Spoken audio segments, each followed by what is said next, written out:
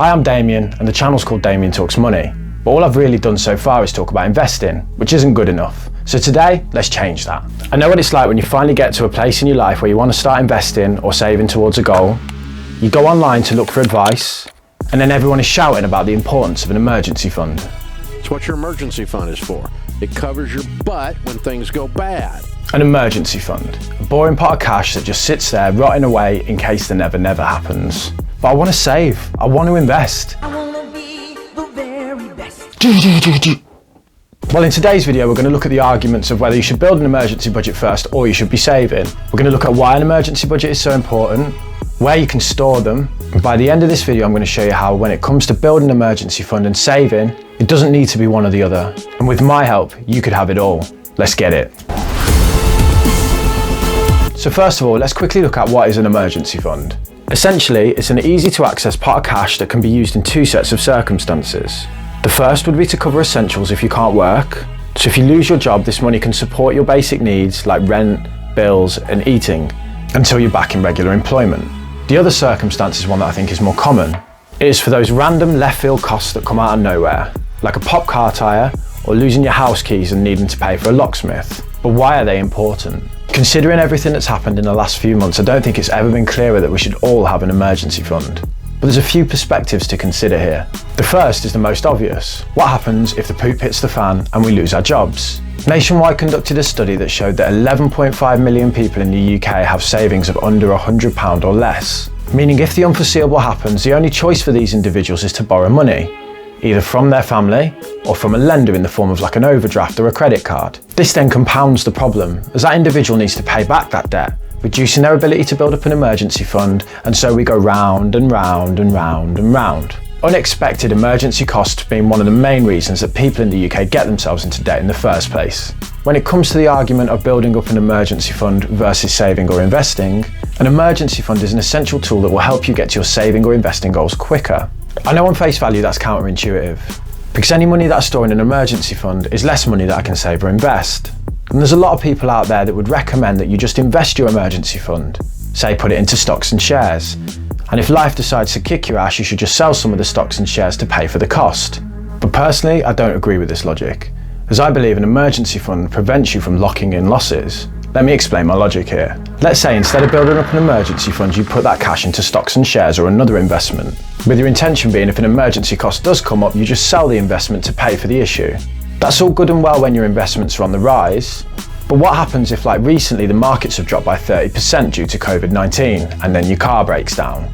It's my opinion that in this set of circumstances, not only have you lost the money it cost you to repair the car, but you've also just lost 30% on your investment that you've had to lock in because you had to sell the shares at that point. It's like when I used to work in property. People would want to know the value of their house regardless of if they were going to buy or sell. They would be like, oh, but it's up 10% this month. The guy over the road, he's selling his for $250. No, I don't want to sell. I'm going to live here till I die. But you know, it's good to know. In my opinion, the price of a house only matters in three sets of circumstances: when you're buying it, selling it, or looking to borrow against it, i.e. if you're looking to use the money within the house. Now I know this isn't technically true, but as I invest over the long term, it's my view that losses are not real until I lock them in.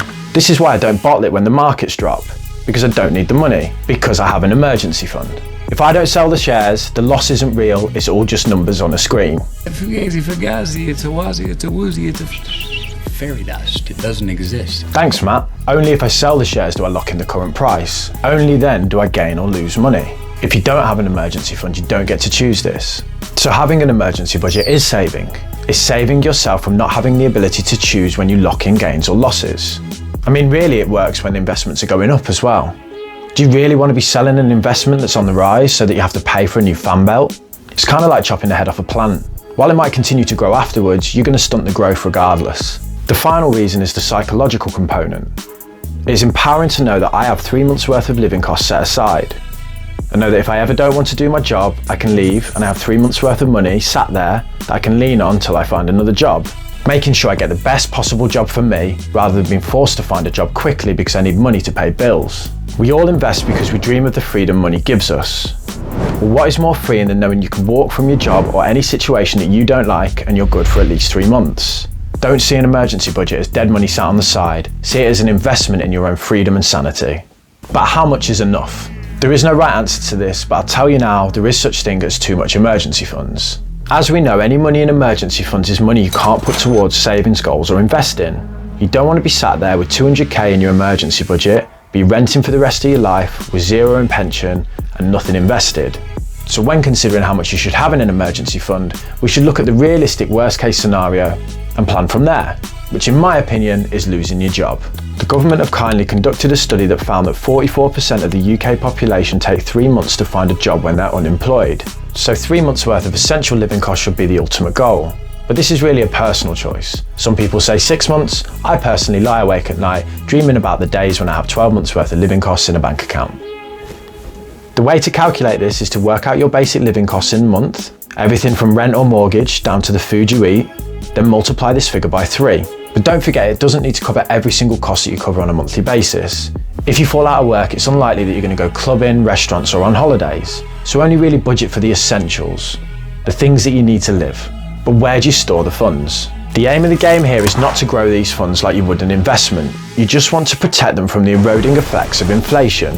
Inflation is the increase in price of goods and services over time. It's kind of like when you reminisce that a Mars bar used to cost you 38p and that a can of Coke was under 50p. That increase in cost over time is inflation. Another way of putting it is that a quid today buys you less than a quid used to 10 years ago. So if you don't increase the value of your emergency fund in line with the rate of inflation, the increase in the cost of things over time, the spending power of your emergency fund diminishes. Basically, your emergency fund won't stretch as far in a few years as it would today if you don't grow it in line with inflation. The rate of inflation changes every year, but a good average is around 2%. So essentially, the purchasing power of a pound will decrease by about 2p year on year. That's why having your cash stuffed in your sock drawer isn't any good. But there is another consideration to make. The nature of an emergency fund is that we need it in an emergency. Emergencies normally come out of nowhere and require immediate attention. Basically, you need to be able to get your hands on the cash relatively quickly, and this is the problem with a lot of normal investments. They're not easy to get at quickly, and the value of them can fluctuate day to day. So we want a stable account that we can access quickly that provides enough interest to cover inflation. And really, in my opinion, there's two options here. The first, a high interest savings account such as the ones you'll find broken down on Money Saving Expert, or if you want something a little bit spicier, you could do what I do and bang it all into premium bonds.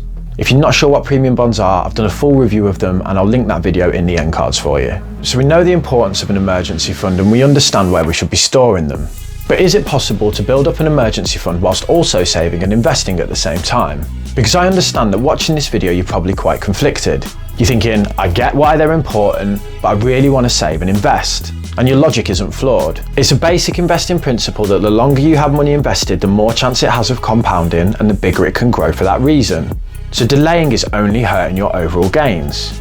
If we look at an example of someone investing £200 a month for 30 years, if we assume a rate of return of 9%, which is the average rate of return of the FTSE 100 since records began, if you delayed that investment by 1 year to build up an emergency fund first, then the end resulting difference is in the region of £40,000. Ouch. But we need an emergency budget, we've already shown that. So let's take a look at a few ways that I built my emergency fund whilst also continuing to invest and save on the side. Now, how you build your emergency fund is ultimately up to you, and any way you slice it, it's going to come from the money that you earn. But there are a few novel ways that I've implemented into my own finances to make that process less scary, and to allow me to continue to invest whilst I was doing it. The first is the most boring and obvious, but it's also the most effective. Just set up a direct debit that's a fixed percentage of your overall savings in a month, and put that into your emergency fund. So if you're saving £300 a month, put £100 of it every month into an emergency fund. Once you get to the point that you've got 3 to 6 months worth of living costs saved up in an emergency fund, you can stop contributing and put that remainder into investing. Or if you're like me, you could just reduce the amount down to a smaller amount.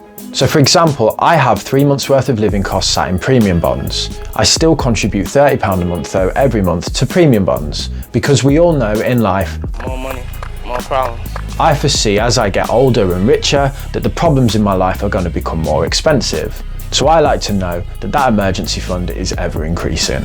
And personally, I would like to get to the point where I have 12 months worth of living costs set aside, as I want to know I can just take a year off from whatever I'm doing whenever I like. The reason the direct debit method is top of the list is because the automation element makes sure that you do it. The other two options that we're going to look at now require a bit more self-discipline. Option 2 is using roundups, or what I like to call micro saving. So you may or may not have heard of roundup apps such as Moneybox. Wherever you go into a shop, they round up the change and save it.